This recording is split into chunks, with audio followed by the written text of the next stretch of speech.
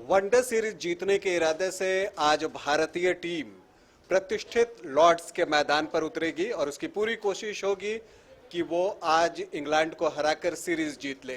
नमस्कार, आप देख रहे हैं न्यूज बाइस्कोप। मैं हूं राकेश रंजन। वर्तमान जो ओडीआई सीरीज भारत और इंग्लैंड के बीच खेली जा रही है, उसका दूसरा मैच आज लॉर्ड्स में खेला जाना है और भारतीय टीम की पूरी कोशिश होगी कि आज ही वो सीरीज सील कर ले।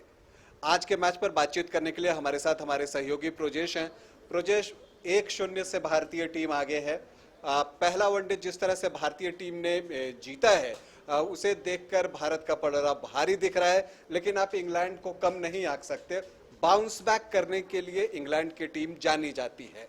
इस परिस्थिति में आज के लिए आप क्या कुछ सोच रहे हैं?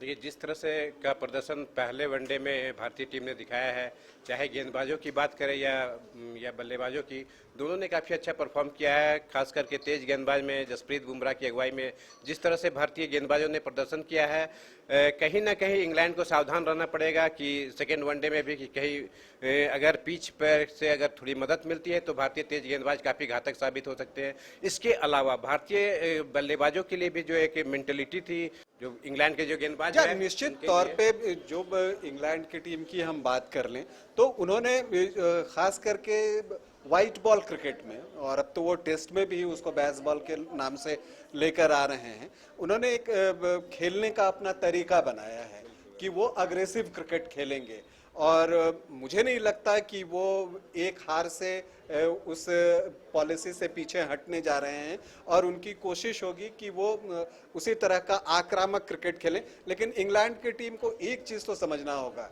कि आप अग्रेसिव क्रिकेट खेल रहे हैं और रेकलेस क्रिकेट खेल रहे हैं, दोनों में फर्क होता है। मतलब साहस तो आप दिखा सकते हैं, आक्रामकता तो आप दिखा सकते हैं, लेकिन अगर आप दुस्साहस करते हैं तो उसका परिणाम भुगतना पड़ता है और यही भुगतना पड़ा था पहले वनडे में इंग्लैंड की टीम को, जब आपके सामने क्वालिटी गेंदबाज हो जसप्रीत बुमराह और मोहम्मद शमी जैसे, जिन्हें मैं कह सकता हूं कि अभी अंतर्राष्ट्रीय क्रिकेट में ओपनिंग बॉलर्स की जोड़ी की अगर हम बात करें तो इनसे खतरनाक कोई नहीं है। और सबसे दिलचस्प बात ये प्रोजेश कि इंग्लैंड की पिच थी, उस पर घास था। हालांकि आजकल घास देखने को बहुत कम मिलती है पिच पर, लेकिन घास थी और इसके बावजूद उस घास का जिस तरह से इस्तेमाल भारतीय गेंदबाजों ने कहा, जसप्रीत बुमराह ने कहा जब मैंने पहली गेंद फेंकी तो देखा कि वहां स्विंग है, तो जब उन्होंने स्विंग देखा तो उन्होंने तुरंत अपना लाइन और लेंथ जो है उसे आगे किया। वो शॉर्ट ऑफ लेंथ गेंद नहीं फेंक रहे थे। तो ये जो कहते हैं कि उस पिच का जो बेहतरीन फायदा उठाना था वो भारतीय गेंदबाजों ने उठाया, जबकि इस तरह के कंडीशन में खेलने वाले इंग्लिश बॉलर्स इस मामले में थोड़े पीछे रह गए। बिल्कुल, क्योंकि एक रेपुटेशन है इंडियन बैट्समैन की कि वो शॉर्ट बॉल थोड़ा अच्छा नहीं खेल पाते हैं। उसी को देखते हुए इंग्लैंड के बॉलरों ने सोचा कि क्यों ना इसका फायदा उठाया जाए, क्योंकि पिच में नमी भी थी और 26 ओवर 29 ओवर के आसपास का 26 ओवर का 2 ओवर का गेम हुआ था, तो उन्हें भी लगा कि अगर हम शॉर्ट बॉल फेंकते हैं तो इंडियन बैट्समैन उतना अच्छा नहीं परफॉर्म कर पाते हैं, तो उसी का सोचे कि वो फायदा उठाया जाए। लेकिन इसके जस्ट विपरीत हुआ। रोहित शर्मा ने काफी अच्छे हुक पुल करके 5 बड़े बड़े छक्के लगाए और उनका मनोबल उस वहीं पर टूट गया। बिल्कुल, अगर आप रोहित शर्मा को शॉर्ट गेंद फेंकते हैं तो वो आमतौर पे मैदान से बाहर स्टैंड में ही गिरता है ज्यादातर मौकों पे, और यही उस दिन हुआ भी। और इंग्लैंड के गेंदबाजों ने यहाँ विकेट को पढ़ने में गलती की। घास देखकर वो ओवर एक्साइटेड हो गए, या आप कह सकते हैं भारतीय बॉलर्स का प्रदर्शन देखकर वो ओवर एक्साइटेड हो गए और उन्हें लगा कि हाँ पिच में बहुत कुछ है, और उन्होंने छोटी गेंदें फेंकी और जिसका खामियाजा उनको भुगतना पड़ा। गेंद कई बार स्टैंड में गया, उसे स्टैंड में एक बार एक छोटी बच्ची को चोट भी लगी, और अच्छा जेस्चर ये दिखाया रोहित शर्मा ने कि मैच के बाद उस छोटी लड़की से मिलने गए और साथ में चॉकलेट और टेडी बेयर लेके गए। ये एक बड़ी बात है रोहित शर्मा की तरफ से। वापस मैच पर लौटते हैं। गेंदबाजी तो इंग्लिश टीम की जो है उन्हें हम कह सकते हैं कि अनुभवहीन है, ये माना जा सकता है। भले ही खिलाड़ी जो हैं वो थोड़ी उम्र उनकी ज्यादा है, लेकिन अनुभव इंटरनेशनल क्रिकेट का कम है। लेकिन बल्लेबाजी, खास करके जो रूट्स, बेन स्टोक्स, बैरिस्टो के लौटने के बाद वो उनकी मजबूती थी, उसमें कहाँ मार खा गए। जिस लेंथ पर उन्हें भारतीय गेंदबाजों ने और खास करके बुमराह और शमी ने गेंदबाजी की, उस लेंथ से मार खा गए, स्विंग को पढ़ने में मात खा गए, या जो कॉरिडोर ऑफ अनसर्टेनिटी में जो गेंदें फेंकी जा रही थी उसकी वजह से मात खा गया। देखिए, एक तो उन लोगों का ओवर कॉन्फिडेंस था कि बेयस्टो काफ़ी अच्छा बैटिंग करके आए थे, टेस्ट मैच में जो रूट काफ़ी अच्छा प्रदर्शन किए थे, और थोड़ा सा अंडर एस्टिमेट कर गए थे भारतीय बॉलर्स को भी, और जो पिच पे जो मदद थी उसका भारतीय गेंदबाजों ने काफ़ी अच्छा फ़ायदा उठाया। उन्होंने गेंद आगे डाली और इसी का फायदा था कि बुमराह ने 6 विकेट लिए, जो कि इंग्लैंड के खिलाफ सर्वश्रेष्ठ गेंदबाजी भी है भारतीय टीम की ओर से। जब मुझे आपने जब अभी गेंदबाजी की बात की, मुझे ओवर्टन का आउट होना याद आता है जब शमी ने उनको बोल्ड किया था। तो आउट होने के बाद उन्होंने ना ये इस तरह से करके दिखाया, मतलब वो बताना चाह रहे थे कि गेंद कैसे अपराइट सीम पर आई और क्या रोटेशन था बॉल में। अगर आप सीम रोटेशन देखें उल्टी डायरेक्शन में, वो लाजवाब था।